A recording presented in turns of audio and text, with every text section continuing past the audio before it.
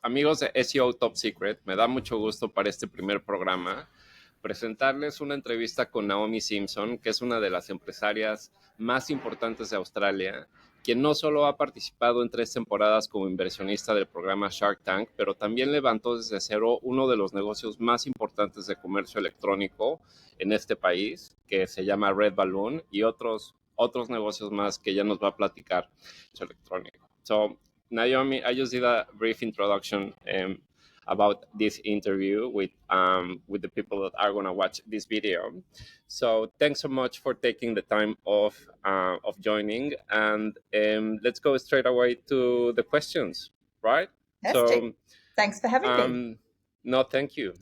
So can you please briefly introduce yourself? So I'm Naomi Simson, and I have been a professional marketer my whole career. And I worked before I started my own business, and I started Red Balloon in 2001, and I had a marketing consultancy before that. But I worked for big brands like IBM, Apple, and I worked for an airline in Australia. So I've always worked as a marketing professional. Great. And what were your dreams as a little girl growing up? Are you what you wanted to be? So, Javier, I know you know the answer to this, which is why you've asked the question. Because when I was a girl, I wanted to be an artist. I wanted to be a painter. And I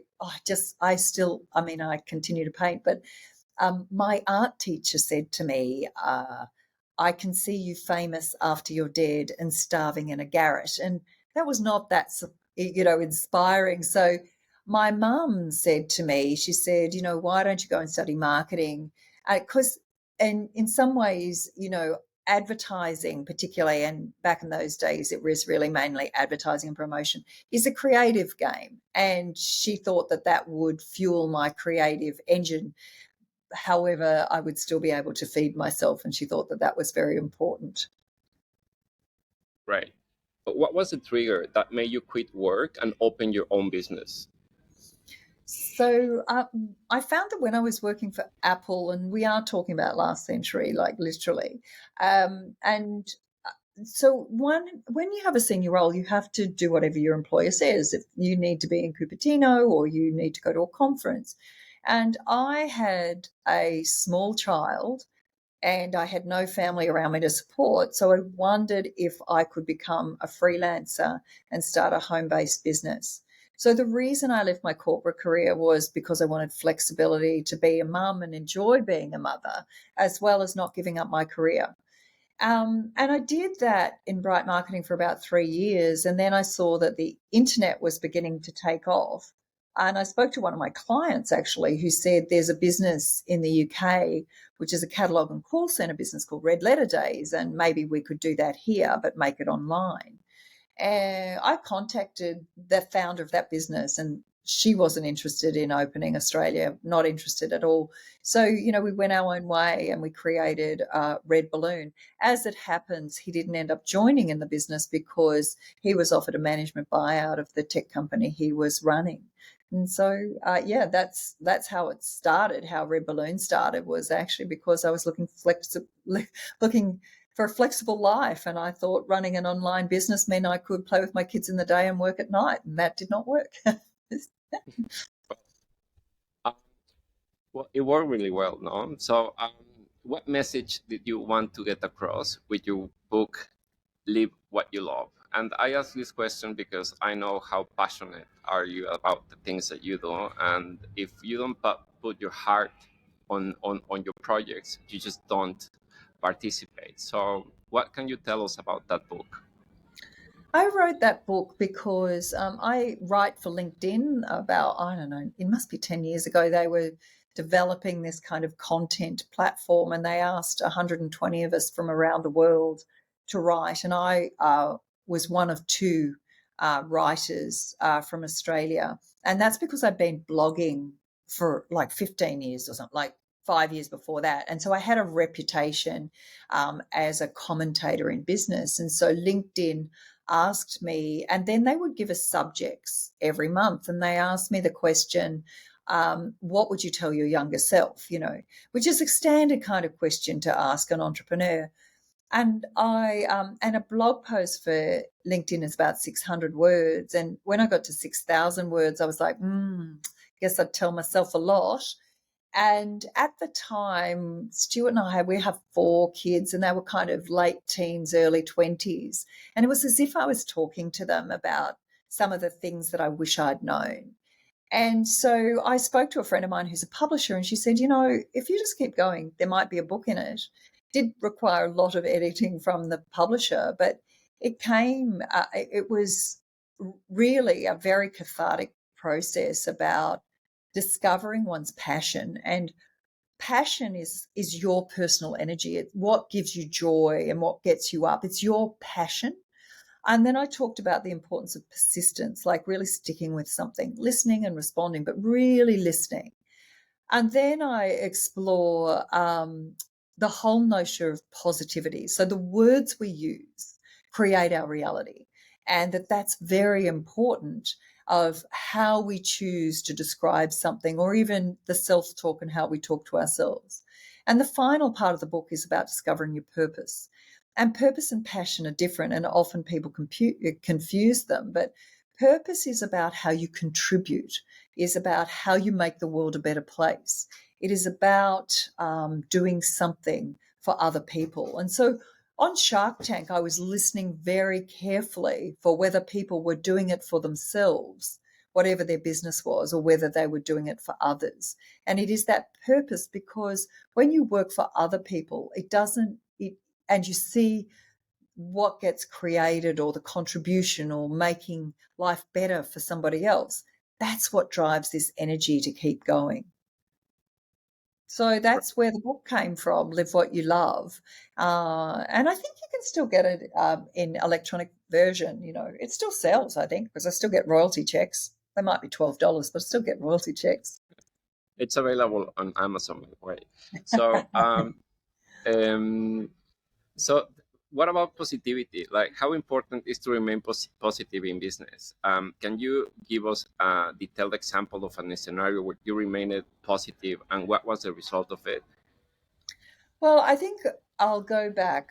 I'll go back to about 2007, and the banks in the US, or the Lehman Brothers, and the global financial crisis, and people were saying that we were going to go into deep depression, not just recession.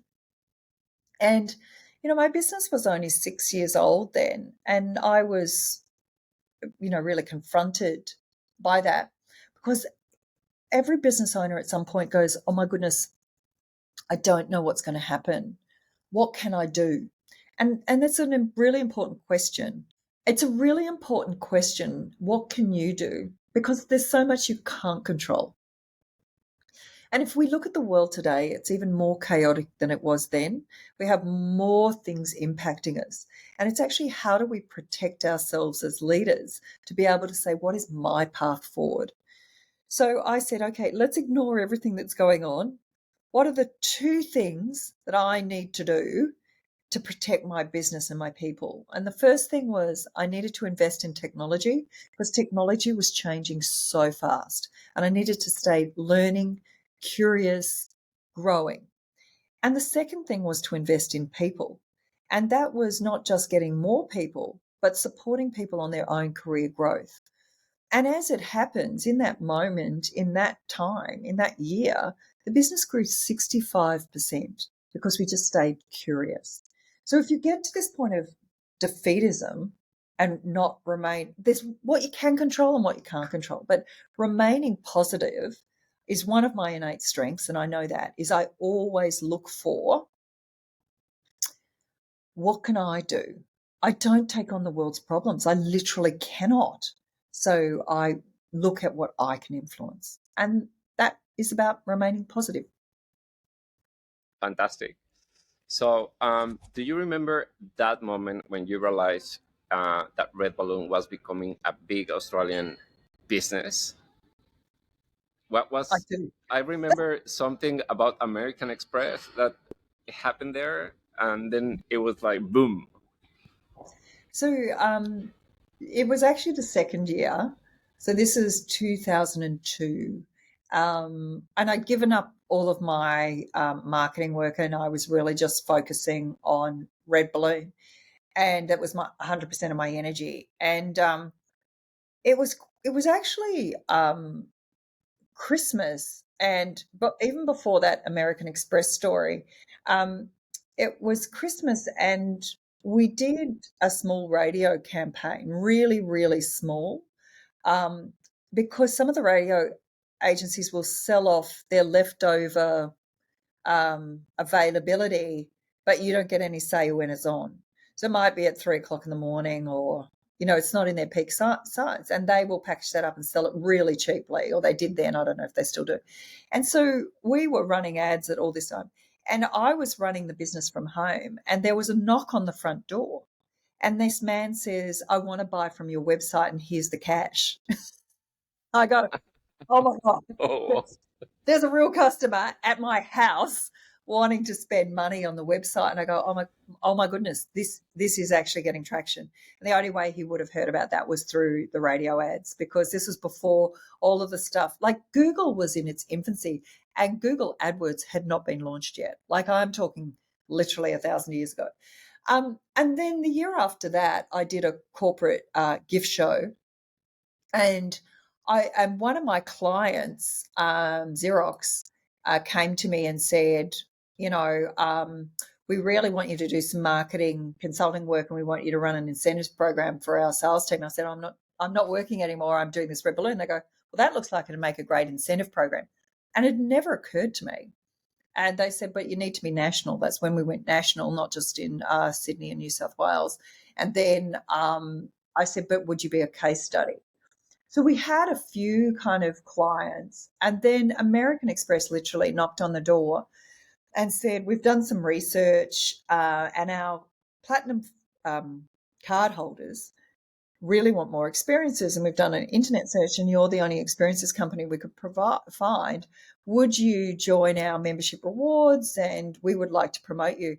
And in that moment, everything changed, because they put a double page spread in their catalogue back in the day when people used to print catalogues, and send it to 1 million homes. And putting the brand association of having your logo next to American Express or Xerox or Optus and some of the other big brands in Australia really transformed people's understanding of what Red Balloon did. fantastic. Such a great story, Naomi. So, Ready to Soar, another book written by you, is about turning an idea into a business, but not always a good idea results into a business. So, what advice can you give entrepreneurs on picking the right idea, the idea? Yeah, I wrote that book for everybody who's ever pitched to us on Shark Tank, and also for every person who's ever pitched me in the street. Literally, I was at a Big Red Group supplier event last week, and this guy came up and he said, I've got this Turkish coffee making machine. And he goes, I want to pitch it on Shark Tank. And I said, oh, I'm not doing Shark Tank anymore. And so people pitch all the time. And as a shark on Shark Tank, I have to take my job really seriously, because if I say to that guy particularly, oh, that sounds like a good idea, he might spend 17 years on that and his life savings because Naomi said it was a good idea. And I think that that's really unfair. So now what I say to people is, have you read my book? Because not everybody is made for this entrepreneurial journey. And I talk far more about who are you as a person on this journey of entrepreneurship, because who you are will really determine whether you're a success or not. And if you look at the big global businesses and what their trajectory looked like, some of them, like Airbnb, trudged along for 8-9 years before it got traction. And it only got traction during that global financial crisis, when people just needed to make a little bit more cash and were prepared to rent out their spare room. That's when they got their traction. So it is about the right product at the right time, but it is also about, are you prepared for a 7-9 year journey of believing when maybe no one's buying, and really understanding what you will have to contribute. I'm a very big believer in entrepreneurs also need to use their own money, because trying to convince an investor to come and spend their money, they will change your priorities. Like they will say, I want a return on my money. I want my money back. I want my money back. And you're like, well, I've still got to develop and I've still got to do this and I've still got to do that. And they're like, nope, you got to sell something because I need a return. So when people ask me why more women don't have funding from VCs, from venture capital, why is it so? It's not just because VCs don't see women and there's not many women in VCs. It's also because not every woman wants funding. And I was speaking to a founder about 2 weeks ago, and she's got a great business, and she goes, I took funding. Now they think they can tell me how to run my business. And so, it's a double-edged sword. So I think, and don't take funding until you've got the commercial model right. I think that's a really, really important thing. So all of that is in that book. It's probably on Amazon too, is it, W? So it I is a will bit, include the links. yeah, it is a bit Australian-centric because I talk about the startup community. But even since I wrote that book, the startup community has changed a lot in Australia. But the fundamentals of me personally, am I right for this journey? I think are really important questions for anybody starting and scaling a business. They need to ask themselves. Right. So what role employee recognition played in your business success? Employee recognition is, I don't know, it's such a fundamental and it's such a belief. I would like to be able to run a business with no employees and then I just do everything myself. But apparently you can't scale a really big business unless you have team members. And the reason why I say that is back in the day when I was at Apple, they did one of those 360-degree reviews to look at my leadership and management style, and I was an epic fail. Apparently, I'm not a very good manager. So when it came time to employing people, I read everything I possibly could because I was really fearful about being a people leader.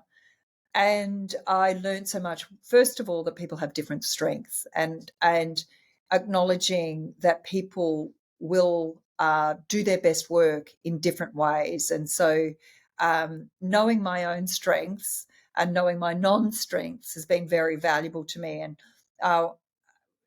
Gemma, who has worked with me now, I think, for 20 and a half years, we were the yin and yang in that conversation. She used to say, I'm the detail in your devil. As I'm painting pictures of fabulousness, she's like, and how are we going to do that? So and when you don't have a lot of cash, and we still are a relatively small business and margins will always be tight because it's the industry we work in, people want to know that they're valued and that they're valuable and that their work is worth something because everyone has a choice of where they work. And so I said, look, it's not hard to say thank you. And at the same time, back in the day with Xerox, they had said, we want an incentive program. Well, we can use exactly the same platform to recognise people. In other words, recognising people a little bit often is more valuable than once a year. Don't wait 12 months and say you've done a great job, here's a pay rise. Every week, see something fabulous, be spontaneous, recognise who people are as individuals and that they're safe at work to be themselves and then acknowledging them. So recognition, back in the day did win us Best Employer and the way that we were implementing it many, many times. But it's been critical in terms of how we created a connected community and a great culture. Congratulations, because for sure you did that and you did very well. Let's talk about Shark Tank. How did Shark Tank come into your life? Yeah, somebody sent me an email and I literally got an email and I had never heard of Shark Tank. I'd never watched it in the US. I'd never really heard of it. I'd heard of Dragon's Den a little bit, but I didn't really know what it was about.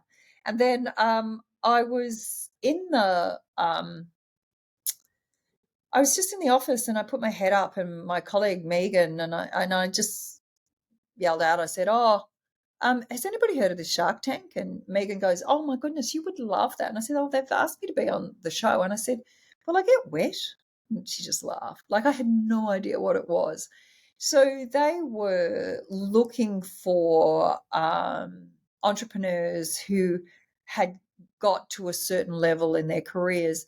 And all of us, all five of us, had come from nothing. Like, we remember the moment of our first customer. We remember the long, hard slogs before we had customers. We remember, and we'd all done something a little bit different. So, so I spoke to the producers, and I had met Janine Ellis before, who's the founder of Boost Juice, big business here. Actually, I think it's offshore as well. And I knew they were interviewing her. And I said, "I'm only doing it if another woman does it." And she said, "I'm only doing it if another woman does it." So we had two females on our panel. And what was incredible was, of the 26 countries that Shark Tank's in, is we were the only country that started and always had two women, whereas in the US, Laurie and another one never appeared together, Barbara, never appeared together until season 4 or even 5. And what was great about that is I didn't have to represent 50% of our community, and nor did Janine. We could just be ourselves. And as such, gender was not a conversation in that Shark Tank. And I was super pleased with the outcome. But yeah, somebody just asked me, and it was interesting because I did speak to a mentor of mine, Carol Schwartz, and I said, "Oh, can you imagine they've asked me to be on a reality TV show? Why on earth would I do that?" And she just said, "Oh," she said, "Well, tell me about the show." And I told her, and she said, "Oh, so are you going to do it?" And I said, "Oh, I don't think so." And she said, "Oh, I didn't realize you were so stingy." And she said, "How do people who have never want to know how you got to be in that seat ever learn if you're not prepared to show up and tell them?" And so the greatest privilege of being on Shark Tank is the role model that I have become in our community. And literally, I still have kids who come up to me who are like 10 saying, "I'm doing commerce at school." Or I met this young woman literally this 3 weeks ago at a speaking engagement. She came up and she said, "I watched Shark Tank when I was at high school." And she goes, "I'm just finishing my commerce degree. I only studied business because of you, Naomi." So I feel incredibly proud. Like, there's 10 million views of our Shark Tank channel. And it's also because we are now part of the curriculum in schools in Australia, our show, teaching people about being an entrepreneur. So it's cool. And that's why I did it. It's definitely not for the deals. I only did it really to be a role model, to show people what's possible. But speaking about the deals, can you share the story of your most successful investment from Shark Tank and what you saw in that business that made you want to invest? Sorry. Yeah, I did lots and lots of investments, but the most successful one was a business called VeggiePod. And VeggiePod is a I love it. covered, yeah, it's so good. Is a covered veggie patch, and it's small enough to sit on apartment balconies, or you can have a slightly bigger one. And so you can grow your own fresh spinach or fresh whatever. And they had a really, really good growth strategy of partnering with people in different countries and doing a joint venture. So they provide the IP, and then the JV provides the distribution. And so they got really, really great growth by partnering rather than trying to open countries by themselves, which was really clever. But they partnered with somebody in New Zealand who was selling as many, if not more, veggie pods than they were in Australia. And she said, I met her at the Christmas party, and she said, "Oh, I really would like to buy into the top group, the wholesale company of VeggiePod, but the boys, there's 3 partners, don't want to sell anything." And I said, "Oh, well, I'll sell you my shares." And so I sold her those shares. I saw her at the Christmas party, so let's say about the 20th of December, and I had the money in the bank by the 10th of January. That is one of the reasons why it's the best deal, is because she knew the business inside out. She knew she wanted it. It was unbelievably a great alignment, no due diligence, no anything. She knew the business better than I did. So, and I feel that that was the right thing for us. As sharks, really our job, hard to get an exit. Our job is to get the businesses growing enough that they can afford to buy out, the shareholders do what we call a management buyout and rebuy back their shares so that they remain the owners. And so that worked very successfully. And on the flip side, can you talk about a Shark Tank investment that didn't go as expected and what you learned from that experience? So it was pretty early on in Shark Tank that I realized I have to have a process for reviewing businesses after they've been on set, a whole due diligence process, the sorts of things and information that they had to provide. There was a particular pitch which was called Fairy Door, and the founder had told us that she was in Neiman Marcus. She'd done all of these incredible things.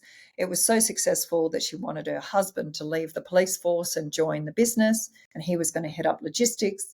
And when we got off set, and everybody fought for this business because she showed traction and she looked amazing. And when we got off the set, she was like, all my stock is stuck in on the wharves in China. I need to get it to the US. I've got all of these orders. And because of this kind of urgency, and it was Glenn and I did the deal, we didn't follow our own process. So we didn't do the due diligence. And what we didn't understand was her husband had left his police job. She was paying him the same as if he was a police officer. You can't do that in a startup world. And not only that, they were shipping every order they got from the US, they were shipping one by one to the US. So the cost of postage was more expensive than they'd earned in revenue. And also they were just they were paying themselves ridiculous salaries. So they saw our money and literally banked it. And the administrators were called within 2 months, because they'd spent all the cash.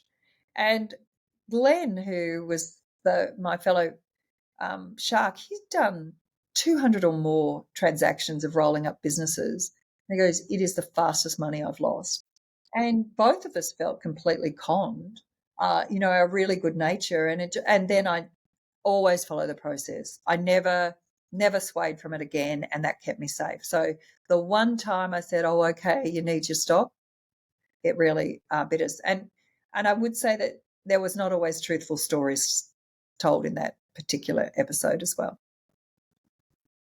All right. So I know that this answer it's in your book Ready to Soar, but what advice will you give to entrepreneurs who are preparing to pitch their businesses to potential investors in general? Yeah. Look, you've got to understand who you're talking to, and you've got to bring them on the journey with you. So you might be the world's expert at left-handed noodling devices. Well, if you're talking to a right-hander, they've got no idea what you're talking about. So it's not even interesting. It's not relevant. So you have to make it relevant to them. So what is their sense of purpose? I'm talking about the investors. What is their aspiration? What is important to them? And then speak to that. So you have to connect on two levels. One is a shared sense of purpose and a shared sense of values. So they need to know who you are and what you can be counted on for. And they will ultimately make a choice based on, do I think I can work with that person? So it is far more personality driven than you'd ever expect, especially in the angel investing world. It's not about the transaction. It's like I have a finite number of hours in my life and a finite number of dollars. And where I send them is where is going to give me the greatest sense of joy or contribution. And for some of the sharks, that's also just going to be about the return on the money. That's fine. But for me, it was like, I don't want to work with people I don't like. Like, it's that simple. And so being able to connect on a human level and a sense of purpose and shared values is the first step forward. Right. Is So that what I how wrote do in my you? book, Javier? Yes. Just checking. And also, I'm also going to include the links here on once I publish the interview, so they can get them from Amazon, because they're pretty interesting books. I do read them a few years ago, and yeah, it's been so good to have the pleasure of working and meeting you. And we met for the So first time on the Shark Tank set, didn't we? yes, yes, and I then I remember. went. Yeah, yeah, yeah. But let's continue with the end of the interview, because I know that you're a very busy woman, businesswoman. So, how do you assess the valuation of a company when deciding to make an investment? Um, yeah, I view them very differently now. In fact, take if you're a founder, giving up equity is really expensive, like selling shares. Because as the business grows, you might have to raise more money, and then it's less and less. And I know many founders who've done, let's say, 6 raises and have got like 1 or 2% of their own business left, and at some point they're going to lose their mojo.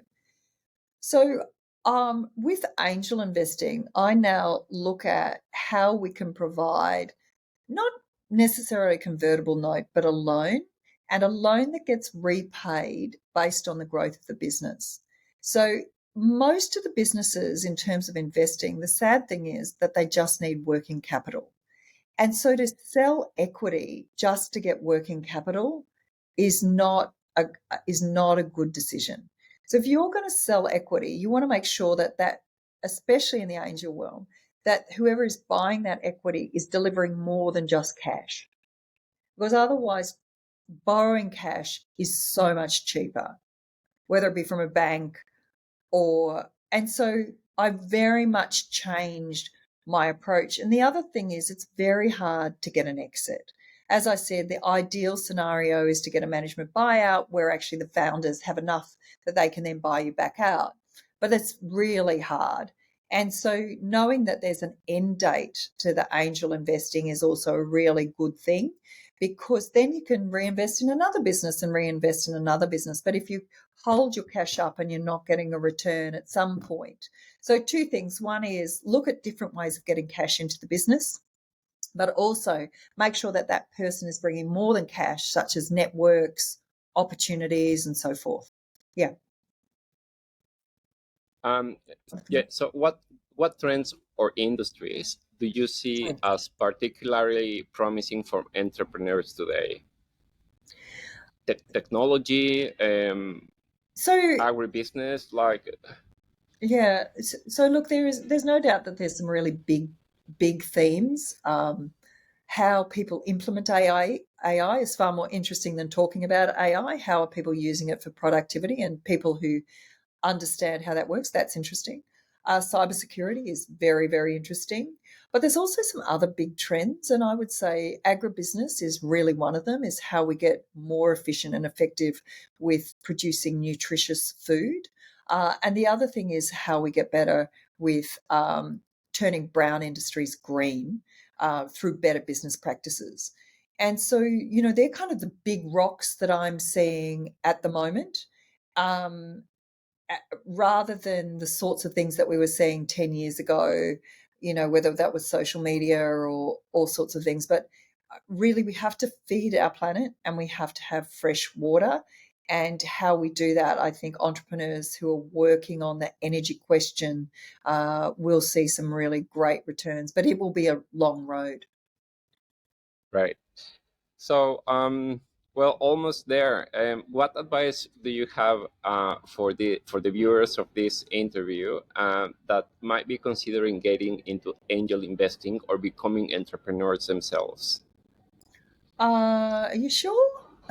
I just go, really? And actually, that's a bit cynical. I was with a wonderful group of people this morning called Global Sisters, and this is micro businesses for women who don't have access to either full time employment or and want to get off benefits. And micro-employment is a really, really important thing. So that's, where you can make something or you can sell something online so that people can be financially secure and independent. And I think that that's a very, very important thing. So there's a difference between I need to feed my family to I want to create the next Google.